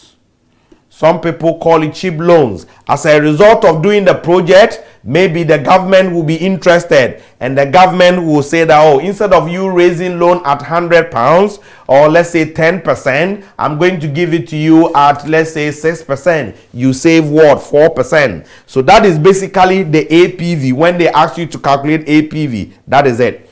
Okay, that is it. Okay, so let me take you to your note. We pick this one to illustrate. Okay, I am going to pick a past question to summarize everything. As you have the recorded, you can just look at the small bit. I'm going to pick a past question to teach all of them together, because the small bit was done towards the past question. So when I do it, that will explain all that. Okay, under what situations APV is better than MPV? This question, the examiner can ask you directly as it is, or the examiner can hide it. Sometimes, some of the questions, the examiner is not going to tell you, use APV or use MPV. He will create the question and straightforward evaluate on financial grounds as to whether the project is financially acceptable or not. When you face such questions, then the examiner don't tell you specifically what you should use. Then what you need to act or tell yourself is this: I can either use the MPV or I can use the APV. I can only use the APV if these conditions are prevailing. Is financial risk changing significantly? And when financial risk is changing significantly, it means our debt equity is changing, and the debt equity is what is measured in the capital structure. Is business risk changing significantly? Business risk is the same as operating risk. Okay, I normally tell students these 2 points, you cannot necessarily use it to distinguish APV or MPV from a given question. But even though we are saying that as long as business risk is changing significantly, financial risk is changing significantly, we have to divide them into cash flows associated with operations and cash flows associated with financing. But that is also applicable in terms of project specific work anyway. So when it is a given question and he doesn't specify what approach, this is not the case. But when he asks you to write, then you have to mention them. What will help you to know that the examiner wants APV is that the examiner is going to state in the question that there are subsidized loans or there are cheap loans. The moment there are cheap loans or subsidized loans, APV is better than MPV. The moment there are issue costs, APV is better than MPV. The moment there are complex tax situations, one company paying some percentage, another company paying some percentage, big companies paying this percentage, small companies paying this percentage, different tax percentages. This is where we say APV is what appropriate, because there is tax or complex tax situations. So the idea is, have I seen subsidized loan? Have I seen issue costs? APV is calling me, even if the examiner hasn't told me.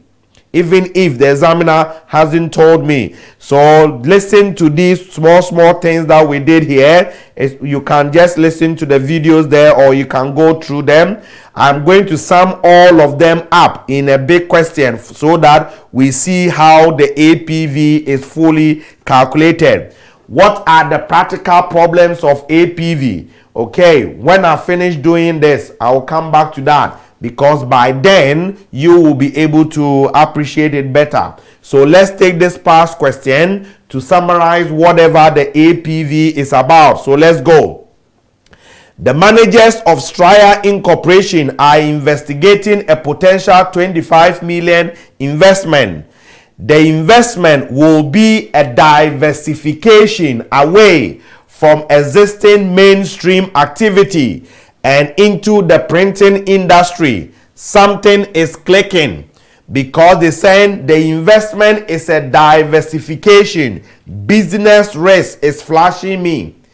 So whilst I'm reading, at the back of my mind, it could be APV or project specific work. It can only be APV when I see issue costs, when I see subsidized loans. So this is what my principal has told me. So whilst I'm reading the question, I'm heading myself towards the answer. Okay, 6 million of the investment will be financed by internal funds, 10 million by a right issue, and 9 million by long-term loans. The investment is expected to generate pre-tax net cash flows of approximately 5 million per year for a period of 10 years. The residual value at the end of year 10 is forecast to be 5 million after tax. As the investment is in an area that the government wishes to develop, a subsidized loan of 4 million out of the total 9 million is available. This will cost 2% below the company's normal cost of long-term debt finance, which is 8%. Straya's equity beta is 0.85 and its financial gearing is 60% equity, 40% debt by market value.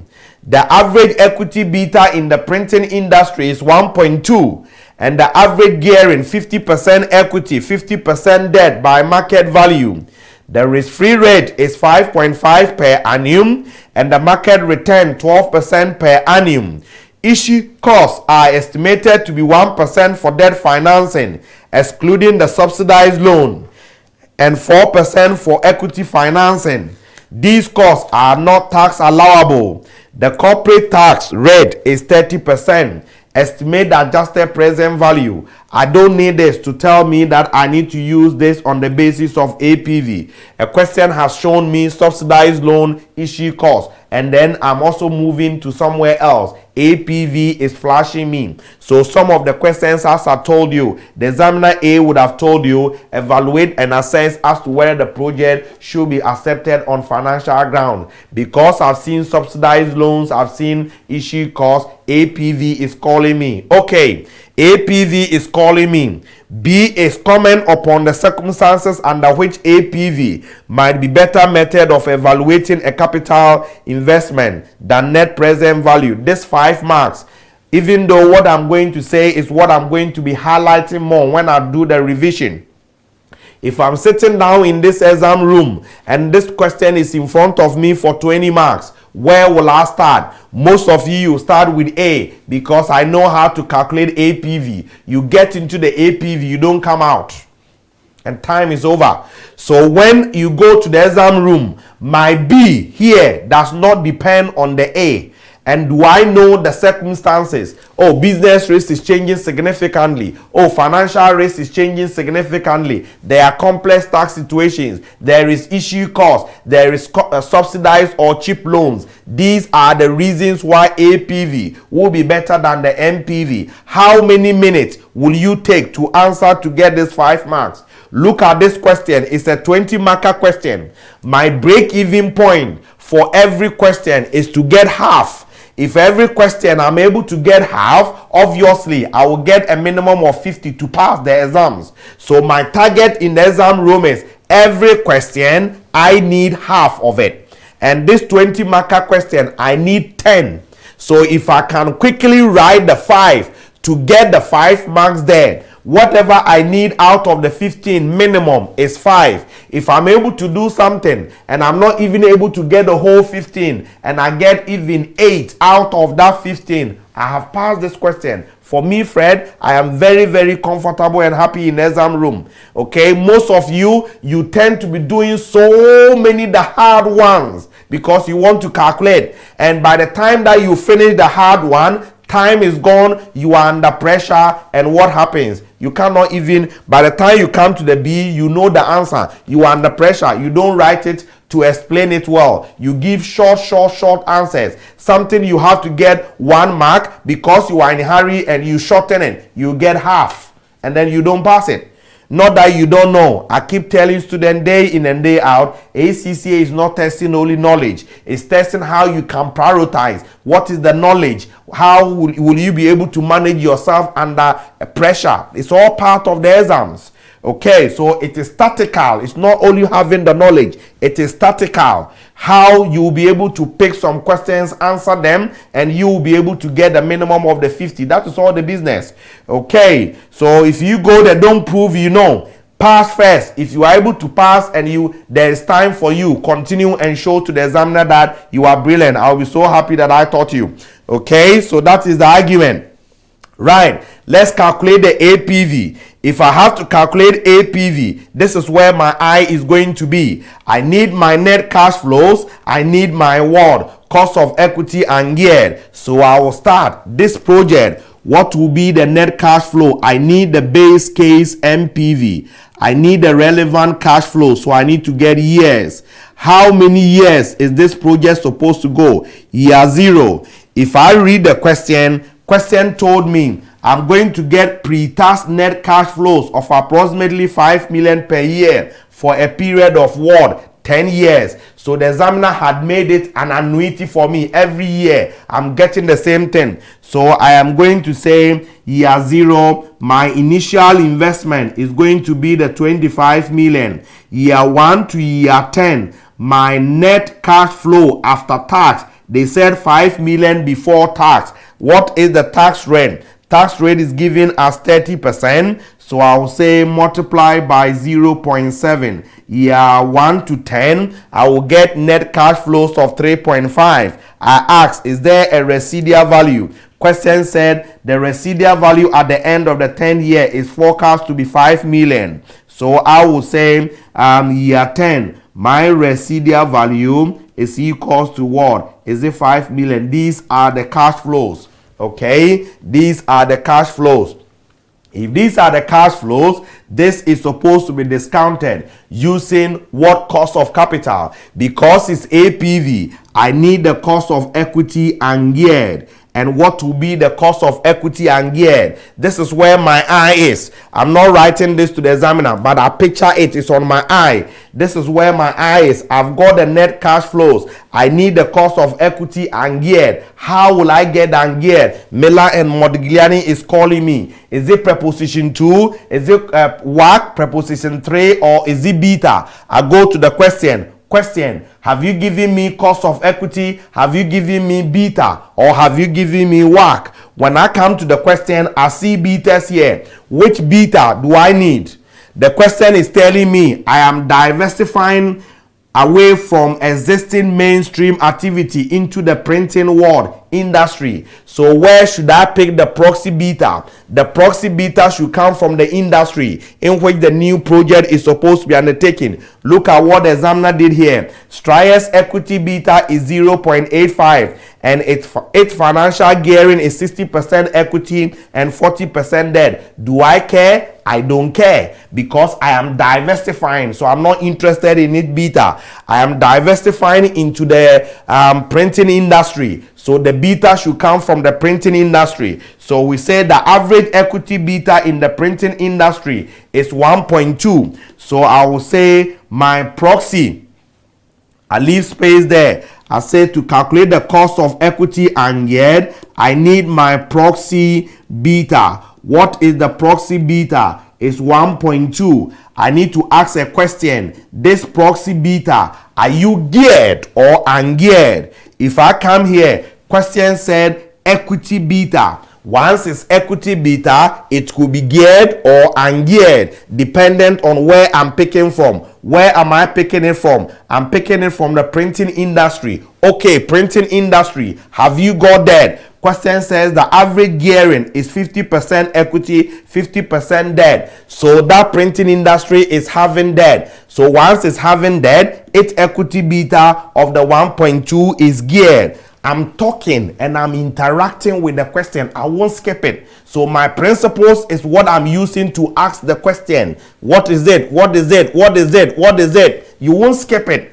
Okay, so this is geared. If this is geared, then my second stage is I have to ungear. How will I ungear? Miller and Modigliani said the asset beta is the equity beta geared. Equity over equity plus debt, 1 minus the T, isn't it? Now I need to do the filling. This is BA is equals to the 1.2. That industry, what is your equity? They said 50. 50 plus debt 2 is 50. Tax rate is 30%, 70% here. And what is the beta measuring? Only business risk. The beta measuring only the business risk. Okay. Beta measuring the business risk here. If you solve this mathematically, is 0.71. So if I've got this beta, where is my I? My I is here because they've given me beta in the question. So I say, if I've got the asset beta and I want the ungeared beta, put it in the capping. So I will say my next is the capping, which will give me the cost of equity ungeared, risk-free plus the asset beta into bracket market return minus risk-free. I go to the question, where is risk-free? Where is market return? When I come to the question, where is risk-free? Question says, Fred, I've given you risk-free here of 5.5. I've given you market return here of 12%. I ask what I want from the question based on the principle. Life will be very, very comfortable. But when you look on the surface of the question like this, the examiner will be taking you away from the principle and you'll be making your mistake. So let the question be there. Look at the requirement. What am I supposed to do? Go to the principle. Come and ask the question. I need this. Where is it? I need that. Question will supply you with all those answers. And life will be very, very comfortable. So I will say risk-free rate is 5.5%. The beta is 0.71. Market return is given to us as what? Is it 12% minus 5.5%? And that cost of equity is given us approximately 10%. So this is the ungeared cost of equity. If it is ungeared cost of equity, I come here, come and put the 10% up. I go to the table, 10% year 0 obviously is what? 1. 10% annuity 10 years is what is given 6.145. 10% present value, 10 years, is given 0.386. Multiply 25 minus, this is given 21.508, and the last one is 1.93. When you sum, this is what is called the base case MPV, and that is simply 1.562 minus 1.562 minus. I've done my base case MPV. APV is the base case MPV. These two done. Then I will come and do plus or minus PV or finance effect. What are the finance effect? I have to sort out issue costs. I have to sort out tax saved on interest, and I have to sort out subsidies. When I finish, add them together. APV. Here you are. Okay, so let's go and sort out the issue costs. Let's sort out the issue costs. What will be the issue cost? Question. I need issue cost. What is the question supposed to tell me? Whilst I was reading, this is the paragraph, I see the issue cost. This is the paragraph, I can see the issue cost. It said issue cost are estimated to be 1% of debt financing excluding the subsidized loan, and 4% for equity financing. Okay, according to the question, we have to make what? 25 million investment.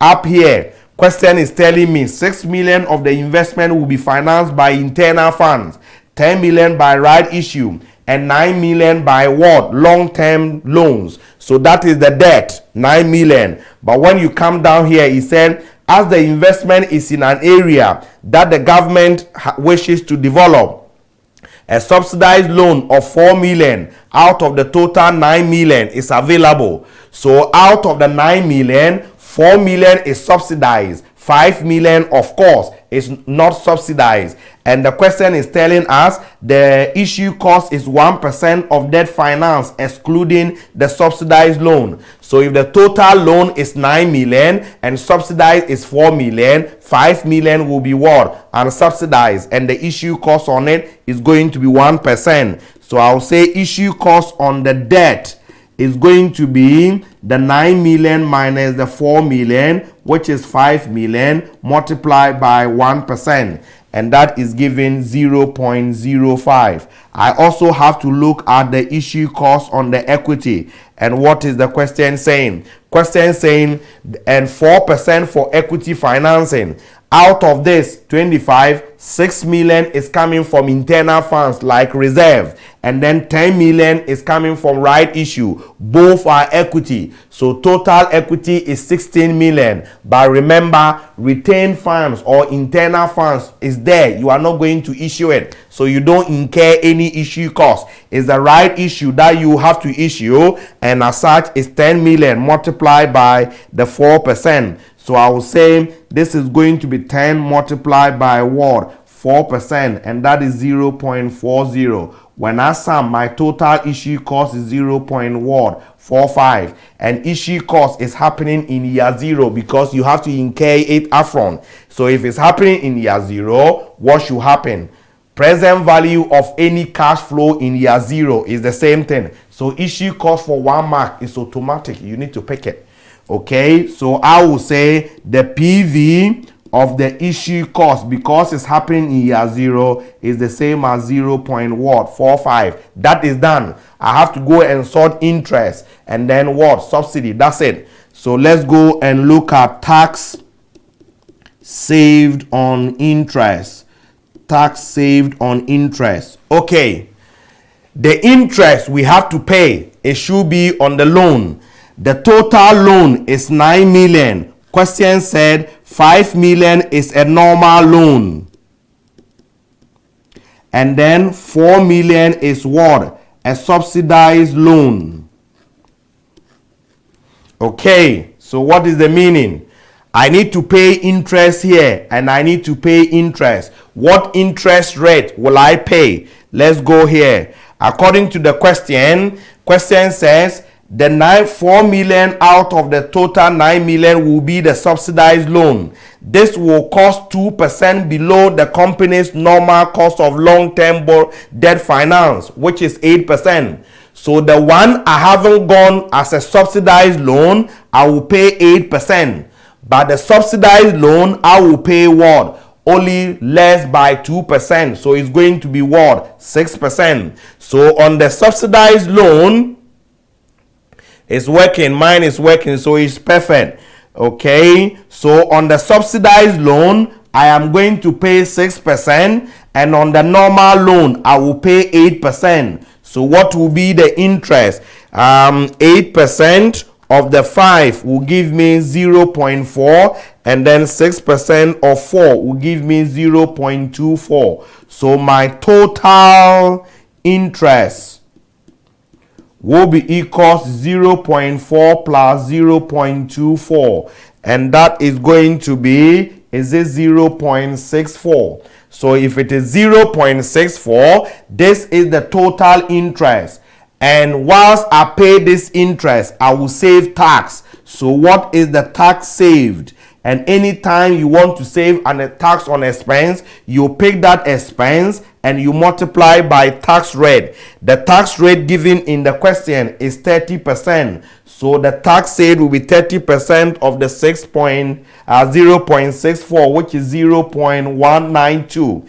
So every year from year 1 up to year 10 of the project, I will save tax because of interest of 0.192. My value, we need the present value of the tax savings. So what is the PV? The PV here will be year 1 to year 10. I have got a tax savings cash flow of 0.192. I need the discount factor before I will get the PV. Now be with me here. APV told us that the cash flows associated with the operations, as we did here, these are the cash flows associated with the operations. We have to discount it using cost of capital associated with operations. And the cash flows associated with financing should be discounted using the discount factor associated with the risk that goes with the financing. However, how will you be able to calculate the cost of capital associated with the tax savings on interest? APV couldn't tell us, unfortunately. So be with me here. This is also a point of contention. APV couldn't tell us the discount factor we have to use to discount the cash flows associated with all the financing cash flows. So the assumption is Miller and Modigliani assumed either the risk-free rate or cost of debt. Whichever you assume, the examiner will mark you right. Is the major problem of APV. So when you are discounting getting the present value of the finance effect cash flows, APV couldn't suggest any cost of capital because it can't be calculated, and therefore they assume either the risk-free rate or cost of debt. So we are going to assume risk-free rate of 5.5%. If I assume risk-free rate, you assume the cost of debt, all of us are right. So when you are solving APV questions, you will see some of the questions, the finance effect, they said risk-free rate. The same question, they are also saying what? Cost of debt. In another solution, is the same. All of them, the answers will be different, but you are all correct because of the problem of APV. So finance effect cash flows discounted using either risk-free rate or cost of debt. So here we are assuming risk-free rate and it's 5.5. I need annuity factor of the risk-free rate of 5.5 for 10 years. When you go to the table, you don't see 5.5. How will you do it? 5.5 lies between 6% and what? 5%. So I will pick 5% 10 years annuity, and I will also pick 6% 10 years annuity. Add the two together, divide by 2, and that will give me the figures. So 5% 10 years 7.722 plus 6% 10 years 7.360 divide by 2 bring me to the midpoint. So 0.192 multiplied by 7.541, and what will be the PV? Times 7.541, and that will give you 1.448.